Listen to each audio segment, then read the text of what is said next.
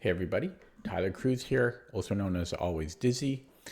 I am back with my round 7 game from the 2025 New Year's Open. So as a quick recap and reminder, on the first day of the event, this was by the way, a 9-round event, 3 rounds per day.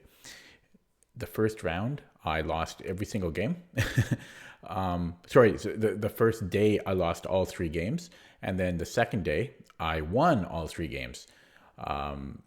So it was quite interesting. After round 6, winning that third game in a row, I calculated my CFC rating. CFC is the Canadian Chess Federation.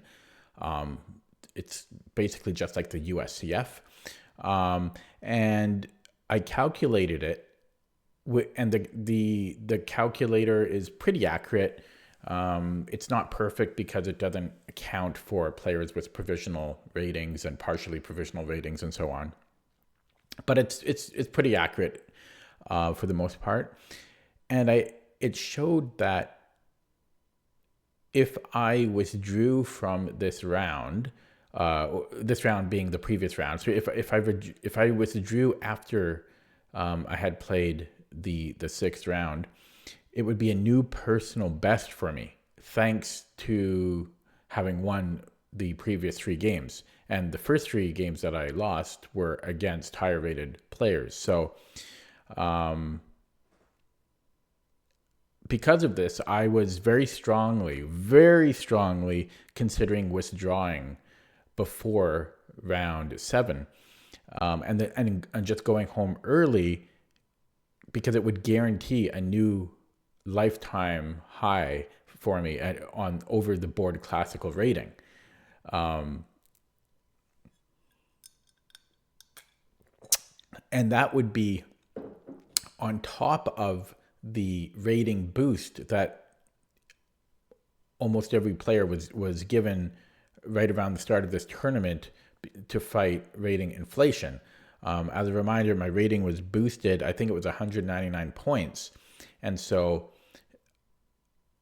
I was originally fighting just to kind of mitigate those rating points that I gained, to kind of prove that I deserved them.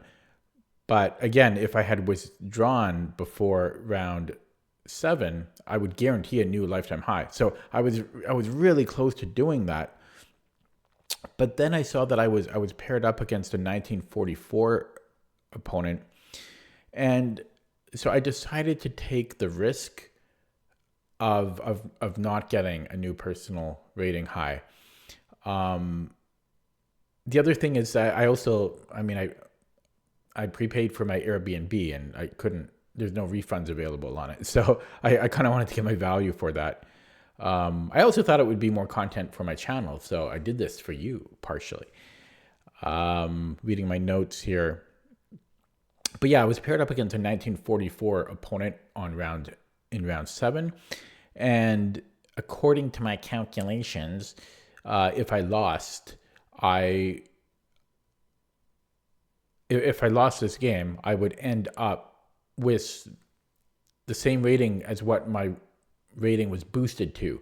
So I would effectively earn and deserve that boosted rating, which would also be a new lifetime high. And since I played 6 games to get it, if I drew or won this game, it would be a huge boost to my rating. So at the end of it, I decided to proceed with playing round 7. And then I decided, like, if I lost the game, then I would withdraw to mitigate how many points I could potentially lose. Since it was round 7, I had a bit of time to prepare the night before, because if it's rounds. If the round is like the second round in the day or the third round in the day, you don't typically have time to prepare. You have maybe it depends, right? But you have maybe like 10 minutes to prepare. But yeah, since it was the first round of the day, I had time the night before, and I didn't spend too long though on the preparation, partially because I was tired and I also had to get up earlier than usual to what's it called, to check out of my Airbnb. So I saw that my opponent played a bunch of different openings, and all of them were annoying to me, which means that he has a great repertoire. And so that was pretty frustrating. And actually, I spent most of my time preparing an opening that I had never played before. So let that be a lesson to any future opponents. Sometimes I do deviate my openings. But yeah, I spent most of my time preparing an opening I never played before that my coach recommended I play. And then against D4, which he also plays, I was too scared to play the Dutch over the board. I didn't think my Dutch was quite up to snuff yet, so I planned on reverting back to my old Nimzo, which I hadn't played in about 6 or 7 months. And it's kind of funny because 6 or 7 months doesn't sound like very long, but I feel like I forgot everything that I knew about the Nimzo. I don't know. I'm getting old. Like I the Dutch is fresh in my memory, but I forgot everything about the Nimzo. So I only had about 10 minutes that I reviewed in that line. Something else that's very interesting about this round and the whole day actually is that I woke up to a message from my Airbnb host saying that, like, oh, we apologize because apparently the power was out on the third day of this event. There was like a car accident, and so it was out since like 3 a.m., which was, I was surprised they hadn't fixed it by then. So the event continued with no electricity. So no lights, no heat, anything. Now, fortunately, this was held in a church, and if you go back to the video before round one, I show footage of what it looks like in the playing venue, if you haven't seen that yet. But since it was held in a church, there were plenty of windows and a lot of natural light. But it still wasn't as bright as normal, and I had to kind of lean in when I was writing the score sheet. And so was my opponent, because yeah, it was still a little bit dim. Okay, so with all of that said, let's jump right in. And so I was curious what my opponent was going to play, because again, he plays a bunch of different stuff. And he played D4. Damn. Because I was hoping for something else, because that's what I spent almost all my time preparing against.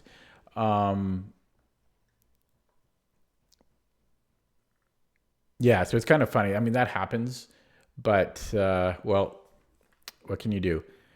And so did I play the Dutch? No. As I said, I didn't think it was quite ready, so I played knight f6. And I just felt like a fish out of water here. I mean, it's been a while since I played knight f6, so it felt kind of strange. My opponent played c4, e6.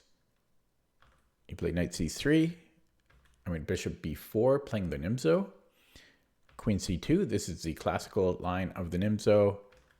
I castled. He played e4. And this is what I had, this is what I had reviewed, this line. But I had only spent about 5 minutes looking into it. And damn, it's just one of those things, like you regret it after. Like, had I spent another 5 or 10 minutes, it would have been so immensely helpful. But most of my time was looking at e4, not d4. So I played d5. He played e5. And at first glance, for black, this seems not great. But yeah, this is all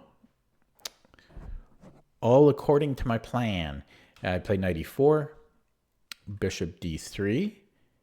And this is kind of I don't know if I should say key move, but this following move gives black the best. Well, I don't know if it's the best. I'm not an expert of these lines, but a very combative way for black to play here and aggressive is c5, putting a lot of pressure on the center. Black is threatening to take on d4 and undermine this pin on c3, and yeah. So then he played knight f3. And so up to this point, this is move 8. Both my opponent and I were making our moves instantly. In fact, I wasn't even looking up at the board. I could kind of just, well, I might have glanced quickly, but I can kind of see out of my periphery that of what he moved. And he was kind of doing the same thing. We kind of moving pretty much instantly. I always feel that this is a bit of a psychological part of the game. Maybe it's not. I might be reading into things, but I think there's some psychology in how quickly or how slowly you play the opening, and even just how you make the moves. But that's just me. I enjoy that type of thing. But again, around this point, I was starting to get a bit annoyed at myself because I didn't actually review too much farther from here. I did. I looked at a few moves deeper than this, but I just wish I had spent another 5 minutes into it. It would have helped so much.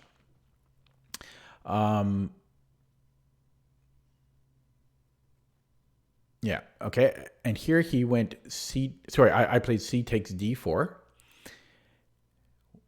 which I had remembered looking at, which I think is clearly the best move, and he recaptured. And then I'm just reading my notes here, but I remember second guessing myself at first, and then I started to panic because I thought that I might have somehow captured the wrong pawn on my previous move, and that c takes d4 was wrong. And yeah, I got really scared here because it just looked a little bit unfamiliar to me. And in fact, I ended up spending 5 minutes on my reply here, just because I was just kind of, I was like, wait, like, did you screw up? Like, I don't know. I thought maybe it was like, I mean, we can't go d takes c4 because he can just take our knight. But for some reason, I just got really scared here. After knight takes d4. Yeah, so after 5 minutes, I played queen h4 here, which is a mistake. I messed up my prep because it was only a 5 minutes prep, right? Now, the line I was thinking of was knight d7 first, and then after bishop f4, then queen h4. And this leads to very complicated lines, although this whole line in general is complicated. And yeah, and then this is the line I was thinking of, and that I looked at, and then I just forgot about. And I forget why it's important to play knight d7 first, but it is.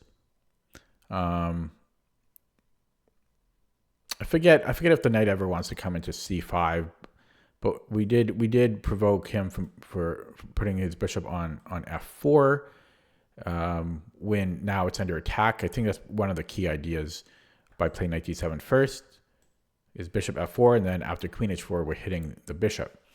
But I played queen h4 first. I really thought that was my move.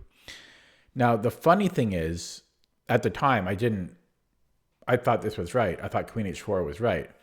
And I think I really scared my opponent here because he ended up thinking forever on his reply here. He thought for 10 minutes. Remember, this is a 50+5 time control.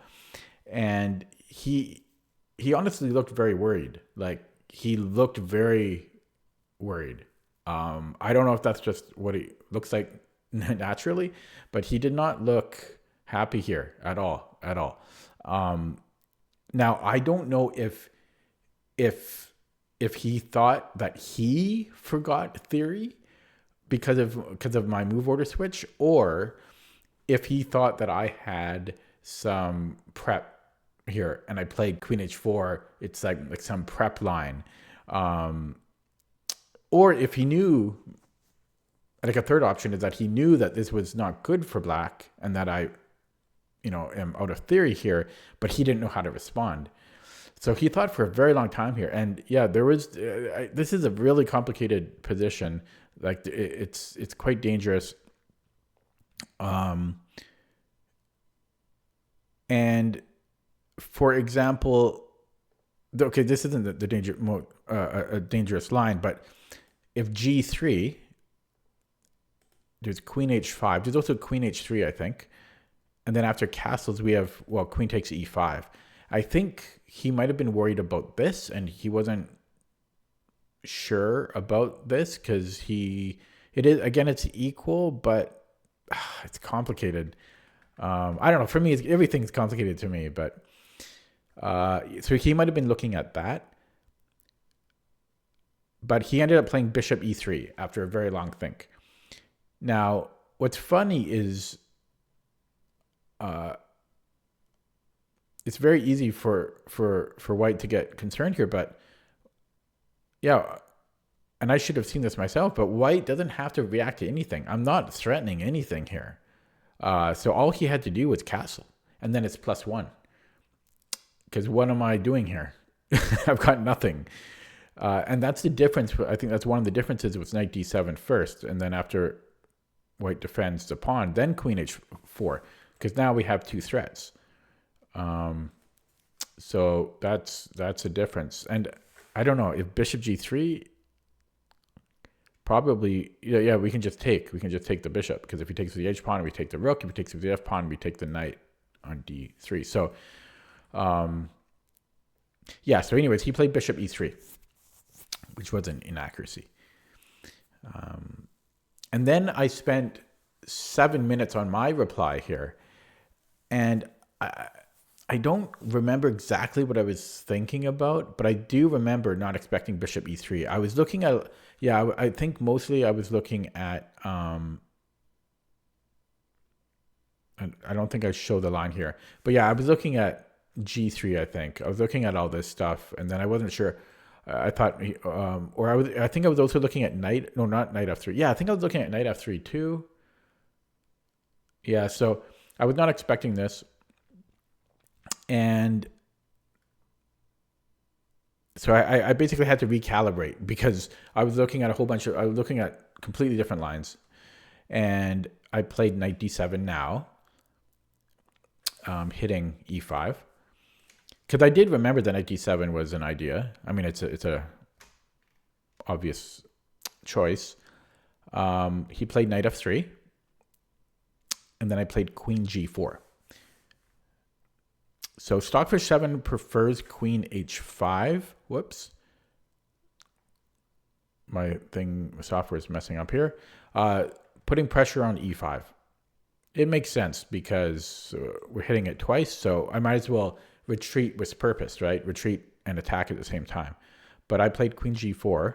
I thought I was also attacking the g2 pawn, so it made sense to me. But he castled queenside, and then I took on c3. Knight takes c3. Now, this turned out to be a blunder, but it's not simple. You can work it out yourself if you like. After knight takes c3, you can see why this is a blunder. Now, it's obviously, I saw bishop takes h7, right? But I thought I had a fine position after, so knight takes c3, and I'll show you here. I thought I was fine after bishop takes h7 check, king h8, and b takes c3. So first, yeah, so b takes c3. There was a better move, but I'll show you after maybe. And then after bishop a3 check, king b1, g6. This is what I saw, and I thought, I'm fine here. But what I missed was that white would have rook d4. I missed rook d4. And then after queen f5, rook h4. Queen takes c2. King takes c2. And since white is discovering a discovered check here and releasing his bishop, I go king g7. But then there's bishop h6 check, and white is winning here. So he had to see that whole line. Yeah, which is seeable, but I just didn't see it. I mean, that's what, 7 moves down the road.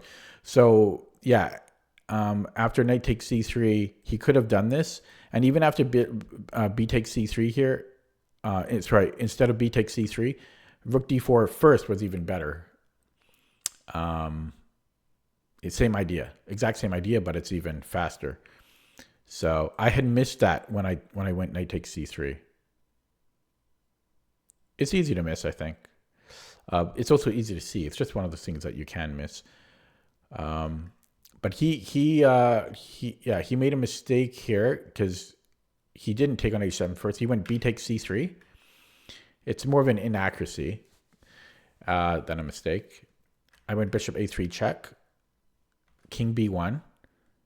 And then because I still didn't see that idea of bishop h7 followed by rook d4 and then rook h4, I blundered again, which makes sense because if you don't see something the first time, there's a decent chance you won't see it the second time. And I went d takes c4.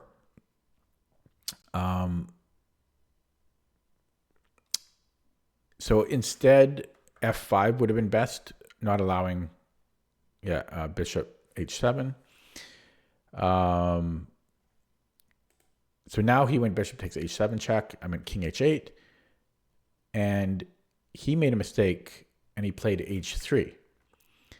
Now black has a chance. So yeah, again, so my opponent's 1944. By the way, I forgot to mention, I think he's like maybe 18 years old, something like that. He looks like around that age, 18 or 19 maybe. But yeah, so he missed it too, and he's 1944, and he's had he's beaten, I think, like 2100s, 2200s, I think even. So he missed it. I missed it several times, I missed it twice, I think, and he missed it twice as well. So we both missed it every time. And he played h3, and then I played queen h5. And then he played bishop e4 so that he doesn't get trapped after, or even just threatening me. I'm threatening to take him, so he had to retreat. Now I played f5, which I think was the best move.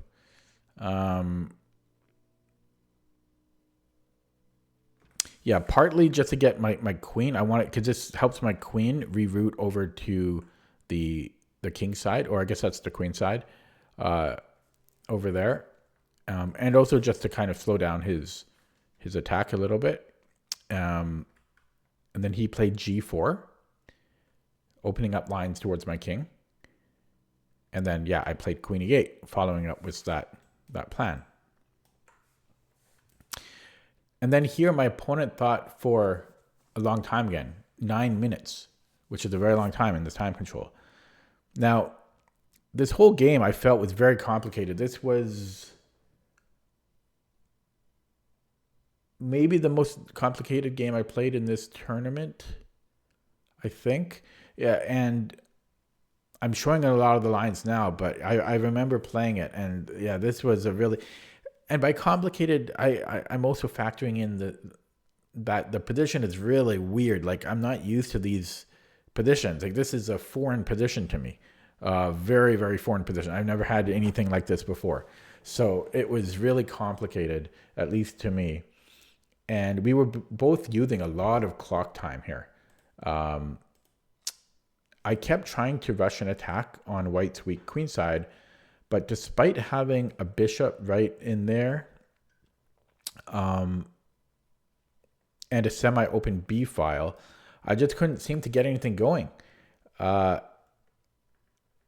Around this point, I thought I was better, and I was a bit excited here.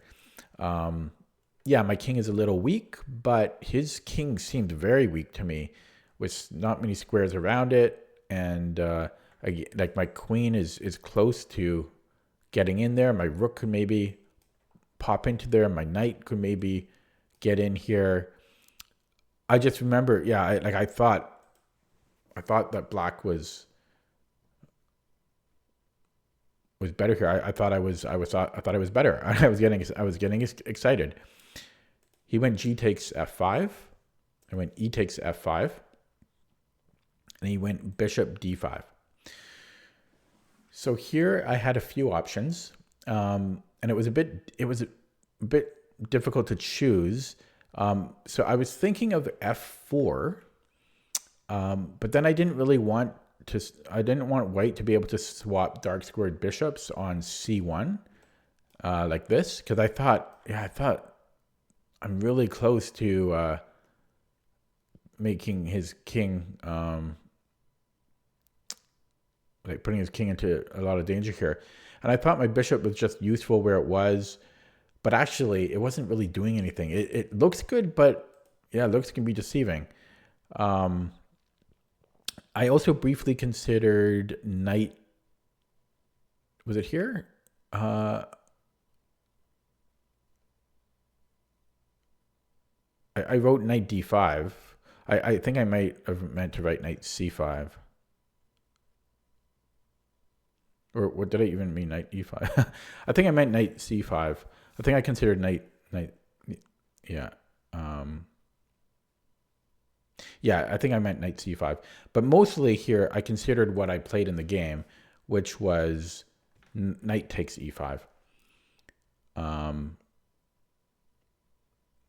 this was a huge blunder because, and it actually loses on the spot.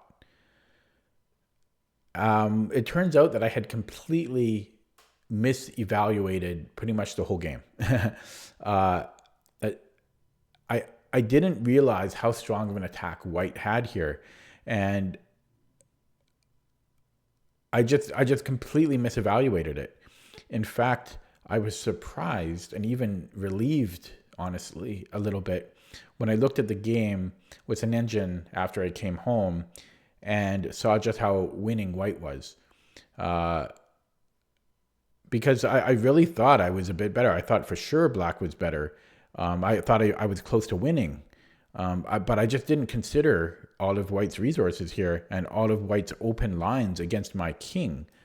Like, I just didn't think, I don't know, I thought he was slow. I thought I had something against his king. But there was actually just no way for me to really do anything against his king. Like, he's always safe there on A1. So instead of knight takes E6, I actually considered this other line, which is very frustrating because yeah, I was considering knight B6 instead. I did consider this, but then after bishop B6 and A takes B6, I thought this wasn't quite as good. I thought, yeah, I didn't think this was too promising, so I didn't go with that line. But that would have been the best way to play because it takes a bit of white's heat off of me. But I took on E5, and I'll show you how quickly black falls apart here. So after knight takes E5, queen takes E5, bishop D4, and that's the point. That's the point. Although there's other moves that are just as winning for white. But I just totally misevaluated the position. I went queen C7, and he played rook HG1. And yeah, that was it. I resigned. This was only 23 moves, which is surprising because, yeah, it felt like a very long game to me. But it's only 23 moves, and I just got crushed again when I came home and I looked at it with the graph. White made mistakes because he could have went that rook D4, rook H4 maneuver earlier, and also bishop E3 wasn't. He should have just castled. But other than that, it was pretty much white the whole way through. Now, it was a complicated position, I feel, and we both used a lot of time. And again, at the time, like during the game and right after the game, I felt really bad because I did think I had an advantage. I did think that black was better, and I thought I just blew it and kind of threw the game away. And then at the same time, I was also feeling a little. I can't think of the word, but I didn't feel great that I did that I could regret. I was a bit regretful that I had decided to play the 7th round when I could have just withdrew after the 6th round and guaranteed a new personal best. But that was the risk I took. Now, as promised to myself, after this round, I did end up withdrawing. So this was a 9-round event, and I had 2 rounds to go. But I did withdraw for a few reasons. So first, again, even though I lost this game, I would still leave with an all-time high if you count the rating bump as legit. So that was the main reason. And number 2, if I had played all 9 rounds, because of the timing of the last ferry home, I would have about 4 to 5 hours to kill waiting for that last ferry. And that's pretty brutal. That's on top of traveling. I mean, I don't want to wait around in a ferry terminal for 5 hours. I did that last year, and did I do it last year? I did do it last year because I played all 9 rounds last year. Now, I would do that if I was having, if I kept winning, but I didn't want to do that. And then lastly, the power was still out. And it would only get darker and darker as the day went on. And so the tournament might even get canceled in the later rounds, or it just gets harder to see. So that was another reason. So all signs pointed that I should go home early.